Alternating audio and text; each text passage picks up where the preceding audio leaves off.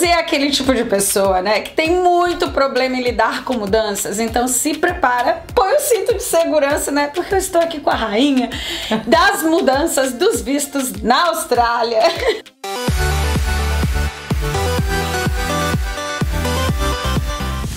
Olá, seguimores, bem-vindos de volta ao canal Australian Flicks e hoje eu tenho uma super convidada, Juliana Stockinger da Seven Migration.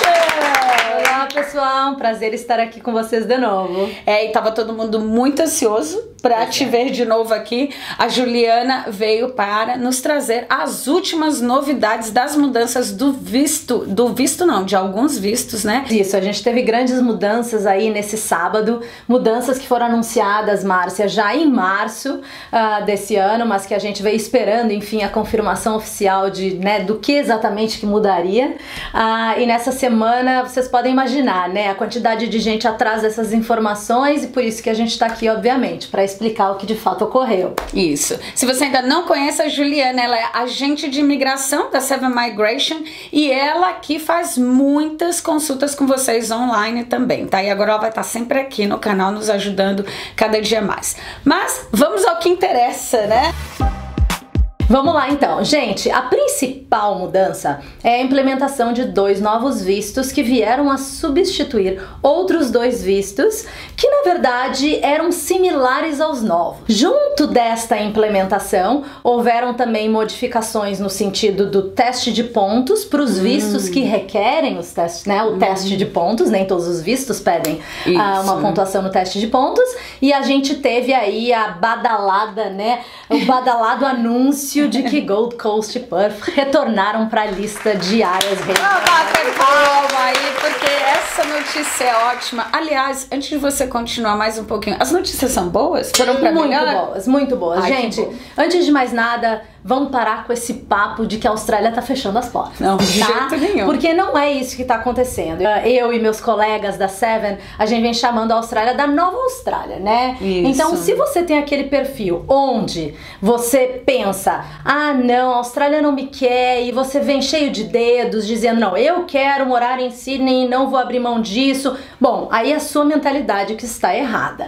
Você hoje, para ter um caminho, né, de imigração, principalmente imigração permanente na Austrália, você tem que entender as necessidades da Austrália antes de qualquer coisa. Isso. A Austrália com essas mudanças veio justamente apontando, né, as reais necessidades do país em cada região específica do país. Isso. Então, se você entender essas necessidades, se você estiver aberto a se ajustar a essa nova, né? A nova Austrália, a essas necessidades, muito dificilmente vocês não terão um caminho. Eu não tô aqui, né, para dizer que o caminho vai ser fácil, não é isso. Eu não tô aqui para dizer que a caminhada não vai ser longa, mas aí depende um pouquinho do que vocês querem, não é? Eu acho que o leque de opções agora aumentaram mais, é isso? Com certeza. Se a gente pensa, claro que o foco dessas mudanças, né, é programas de imigração que para atraírem profissionais para as áreas não tão populadas. Então, eu ia chegar nessa palavra e não sabia exatamente o que usar em português, né? Mas então, existe obviamente uma reclamação dos australianos em termos, né, da quantidade de imigrantes nas grandes cidades, o que a gente sente, o reflexo em termos de estrutura das cidades para acomodar esses imigrantes. Portanto, toda mudança na Austrália para que outras áreas sejam populadas também. Sim. Não é? Mas eles definiram as necessidades de cada região. E eu fico muito feliz com isso, porque eu acho impressionante, Juliana, como que o governo, junto com todos os pesquisadores de crescimento do país, conseguem descobrir essas listas de necessidades em profissões, número de população, crescimento populacional por estado. Então, isso é excelente para nós que já moramos aqui e para dar abertura para vocês que estão vindo. Então, é um projeto migratório muito responsável e você pode fazer parte. Então, os vistos de pontuação, antigamente não, né? Alguns dias atrás eram 3, não é isso? 189, 190 e 489. Continua o mesmo? Então, vamos começar por aí. A gente tem 2 programas de imigração principais na Austrália, através das skills, das habilidades dos profissionais, né? Que são os famosos vistos skill, né? O Skilled Migration Program. e a gente tem os vistos de sponsor, onde eles entendem que empresas têm uma demanda por determinados profissionais e eles permitem que essas empresas patrocinem, né, sponsorem, se existe essa palavra em português, né, sponsorem profissionais para trabalharem nessas empresas. Houveram mudanças significativas nos dois programas de imigração. Esse programa ele tem 3 vistos principais: subclasses 189, 190 e tinha o 489, que foi substituído no sábado pelo 491. O programa em si, os requerimentos do programa, né, e os requerimentos que eu diria que se aplicam a esses 3 vistos não mudaram, tá? Houve sim uma mudança no teste de pontos que está diretamente relacionado a esse tipo de programa. Então, o Skilled Migration é o quê? Determinação da demanda no país, obviamente há uma determinação da demanda na Austrália como um todo, a determinação da demanda de cada estado e território da Austrália e ainda assim uma demanda específica para áreas regionais, para áreas mais remotas dentro dos estados, tá? E os 3 vistos acompanham justamente essa demanda. Quais são os requerimentos básicos desse programa? Tem o reconhecimento profissional, que a gente chama, né, que os brasileiros chamam de validação de diploma, para garantir que você tem o mínimo necessário. Tem o teste de pontos, que houveram modificações que a gente vai falar aqui. Dentro do teste de pontos, critérios são por idade, qualificação educacional, estudos na Austrália, a determinação de onde a tua profissão está em demanda. Inglês, obviamente, né, muito forte. Na verdade, o inglês rege todos os programas de imigração, se a gente for pensar, entre outros critérios, tá, gente? E um convite que você precisa obter para que você aplique para um desses vistos. Entendi. Tá? Então, esses são os critérios básicos do programa. O visto 189, que é o skill independente, tem base na demanda nacional. Isso. O que é a demanda nacional? A lista MLT-SSL. Então, se vocês querem saber se a profissão de vocês está em demanda, vocês têm que olhar nacionalmente, vocês têm que olhar essa lista. No segundo visto dentro desse programa, que é 190, que não houve nenhuma modificação quanto a isso, tá? A gente tem uma demanda específica do estado ou território, que a gente tem as duas coisas, né, para esse visto, certo? Então, não basta vocês olharem a lista principal. Vocês têm que ir no website de cada estado buscando pela lista do 190. Não necessariamente os estados terão nomes para essas listas. Sim. Então, você tem que colocar no Google 190, New South Wales 190, Queensland, e aí vocês vão encontrar a lista, certo?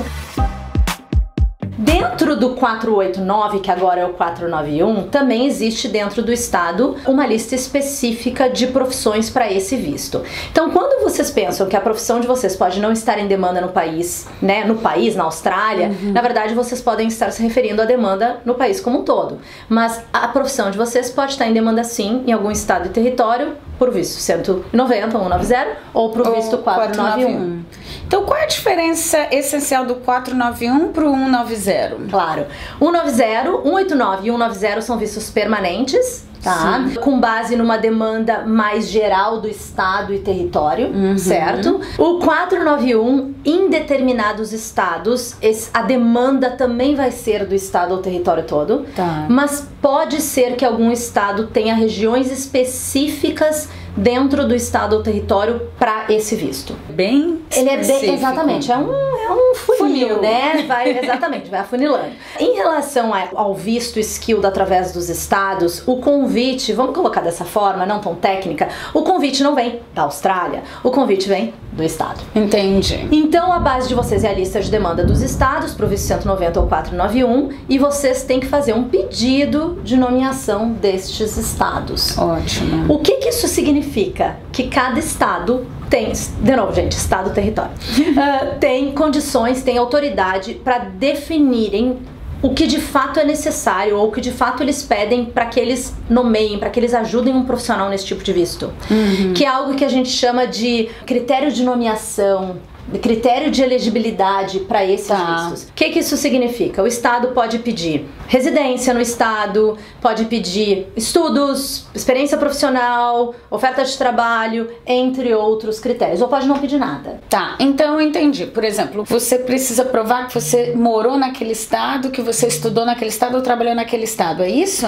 Sim e não. Tá. tá? Por quê? Tem o estado que pode pedir esses tipos de requerimentos, pode ter esses tipos de requerimentos e podem ter estados que não têm. Entendi. Então, de novo, além de vocês buscarem a profissão de vocês na lista de demanda dos estados, vocês têm que procurar por esses critérios para saber se, obviamente, vocês vão atender a esses requerimentos do estado. Isso. Até as mudanças virem, né, neste sábado, a pessoa, por exemplo, que estava em Sydney, que estava residindo em New South Wales, dificilmente iria qualificar para ter um patrocínio ou uma nomeação de outros estados, porque os outros estados estavam muito restritos a esses requerimentos de residência, trabalho, estudos e etc.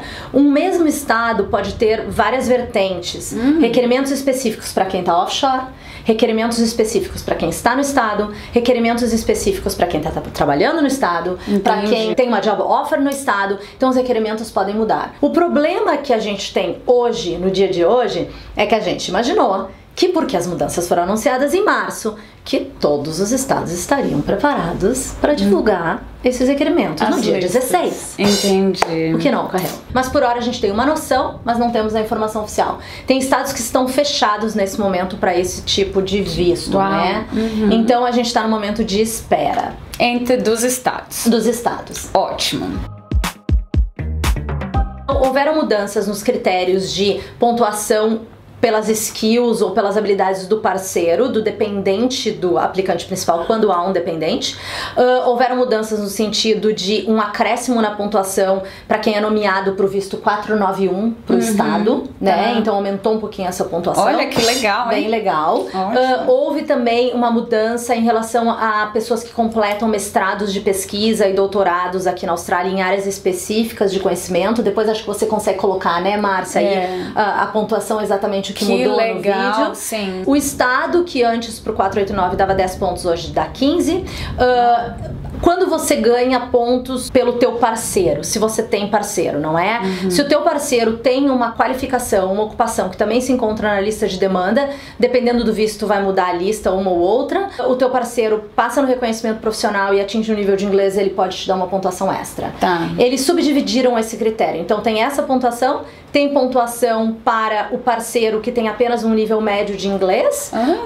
Também hoje ajuda na pontuação. Ótimo. E o mais interessante de tudo é que eles acrescentaram uma pontuação para quem é solteiro. Para não estar em desvantagem, digamos entre os assim. que estão. É verdade, né? Porque é chato o outro casal ter sempre a vantagem e o outro não ter.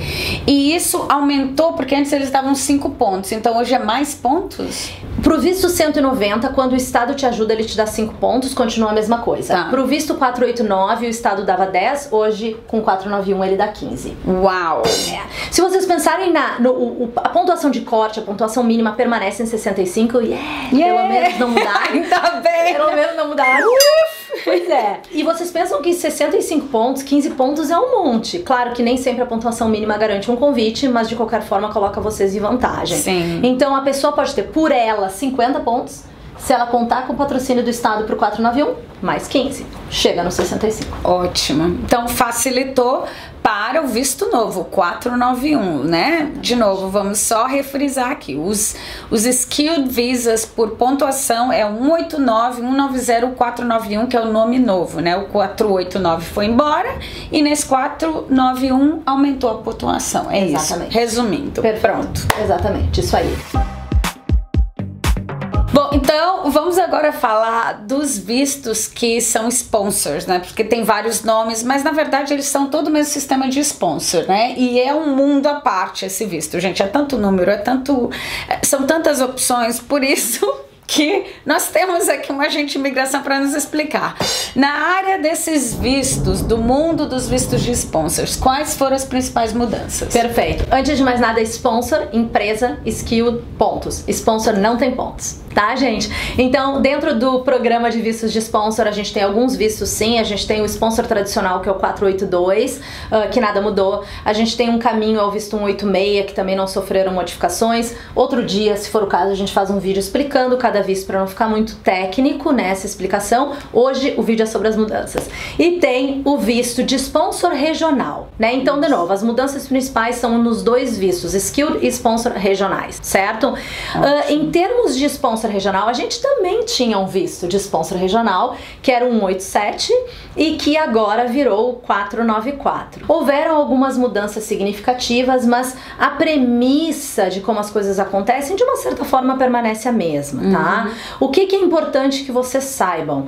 Não basta vocês simplesmente irem para uma área regional para cumprirem os requerimentos dos vistos, certo? É um caminho a ser trilhado por qualquer opção que você escolha. Ir para uma área regional nem sempre resolve a vida de ninguém, tá? Nem sempre resolve a vida das pessoas. Então a gente tem que traçar uma estratégia, obviamente, para cada um de vocês. Em termos do visto novo regional, em comparação com o anterior, a principal mudança é que o anterior, ele dava de uma certa forma um caminho à residência direta. Ah, entendi, é verdade. Então o empregador que está localizado numa área regional, ele poderia oferecer um visto de sponsor que levava a pessoa a ter um visto de residência permanente diretamente, que vinha com uma condição que a pessoa precisava permanecer na empresa por um período de tempo. Essa condição não estava sendo cumprida, essa é a minha análise, eu não sou dona da verdade, mas é como eu vejo a situação, não estava acontecendo, então eles quiseram mudar e transformar esse visto, que antes era permanente, num visto provisório, que leva ao permanente também, mas que só vai levar ao permanente depois que a pessoa permaneça 3 anos com esse visto numa área regional, morando, estudando, se quiser estudar, e trabalhando nessa região, nessas regiões. Seguindo as regras. E isso vem tudo ao encontro do começo da nossa história, da Nova Austrália, que ela realmente quer popular outras áreas do país, e eles estão dando esses incentivos incríveis, tanto na pontuação como também exigindo, na verdade é uma exigência, né, que você se estabeleça, crie raiz, porque nós sabemos que depois de 3 anos vivendo num local, né, a gente acaba criando raízes, principalmente sendo imigrantes.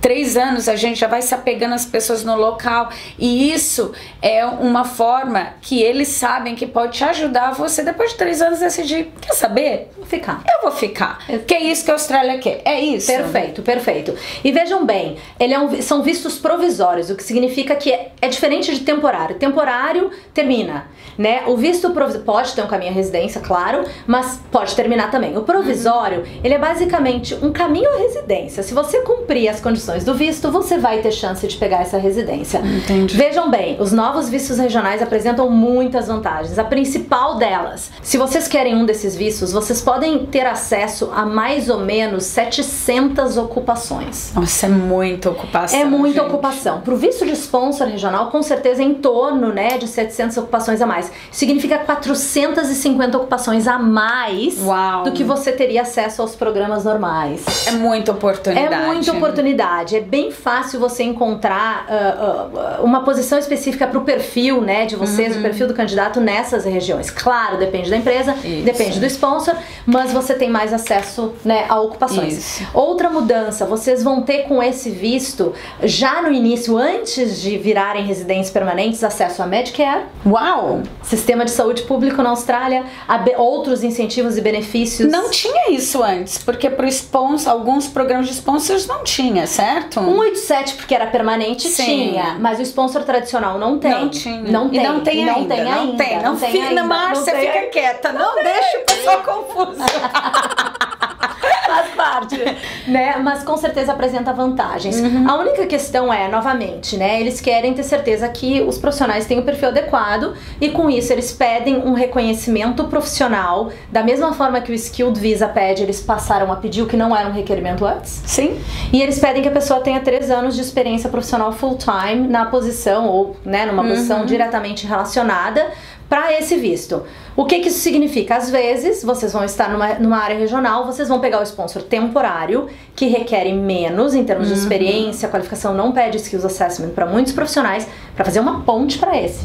Entendi. Então, basicamente, Tem muitos detalhes, né, no visto, muitos Mas detalhes. O que eu fico muito feliz com todas essas mudanças, essas vêm muito assim de acordo e a calhar com a metodologia que a Seven tem de buscar que o seu cliente viva o seu sonho na Austrália, né? Perfeito. Porque tem muitos agentes que simplesmente dão soluções que às vezes, faz essa profissão, a pessoa nem gosta e vai lá, entra naquela profissão para conseguir o visto. Gente, não é isso que nem eu desejo pra você, nem a Juliana, nem a Seven. Por isso que eles falaram, tem hoje muitas profissões na lista, então é quase impossível você não encontrar uma profissão que você ame, e a Seven faz isso. Eles te ajudam a você viver o seu sonho aqui através da sua profissão ou de uma nova carreira que mais tarde você queira alcançar. Então, não se debatam tanto em achar que não vão encontrar uma solução pra vocês. Se vocês estiverem de acordo, como que a Juliana falou, seguir essa nova Austrália, seguir o seu sonho, dá pra alinhar, não dá? Com certeza. E pensem só, gente, com certeza isso que a Márcia falou é perfeito, super bem colocado. A gente tem que ouvir as necessidades do cliente, obviamente a gente tem que traçar uma estratégia a partir daí. Não é mais uma questão de dizer, olha a lista, não se baseiem nisso. Não olhem a lista principal e simplesmente achem que apenas se vocês se enquadrarem na lista, enfim, numa ocupação dentro da lista, que vocês terão um caminho à residência permanente. Não é isso. Às vezes é mais difícil isso ocorrer do que você utilizar toda a bagagem que você já tem, né, pra conseguir algo, porque todos os vistos vão pedir experiência profissional de uma certa forma. Então não vamos deletar tudo que você fez até agora porque você quer morar em Sydney, porque você quer morar em Brisbane. Não, você adequa as necessidades do país. Mas, Márcia, acho que a mudança mais interessante que todo mundo vem comentando, né, é justamente a questão de Gold Coast e Perth, porque pensem só, né, hoje, o que é as áreas regionais? O que são as áreas regionais na Austrália, não é? Tudo, exceto Melbourne, Sydney e Brisbane. Todo o restante é regional. Uau, muito bom. É muito bom. E olhem só, eles ainda, com o intuito que pessoas, né, vão para... Que decidam ir para essas regiões, eles colocaram um incentivo. Existe um visto temporário de trabalho, que é o 485, que é o Graduate Visa, que todo mundo que estuda Higher Education aqui na Austrália, bacharelado, mestrado ou doutorado, de 2 anos, em princípio tem acesso a esse visto de 2 anos, é um visto de permissão de trabalho full-time depois do curso. Se vocês estudarem esses 2 anos numa área regional, que inclui essas 2 regiões novas, maravilhosas, uau! Se vocês estudarem nessas áreas regionais e permanecerem ao longo desse visto de trabalho também em áreas regionais e nada acontecer para vocês em termos de outros vistos que vocês possam aplicar, eles vão dar mais 1 ano de visto para quem estudou no que eles chamam de Regional Center e mais 2 anos além dos 2 para quem estudou no que é Regional Area. Então existe uma definição que a gente, né, vocês conseguem essa informação por aí, talvez você consiga incorporar, botar aí, né, a legenda. Coloco aqui pra vocês. A gente coloca aí.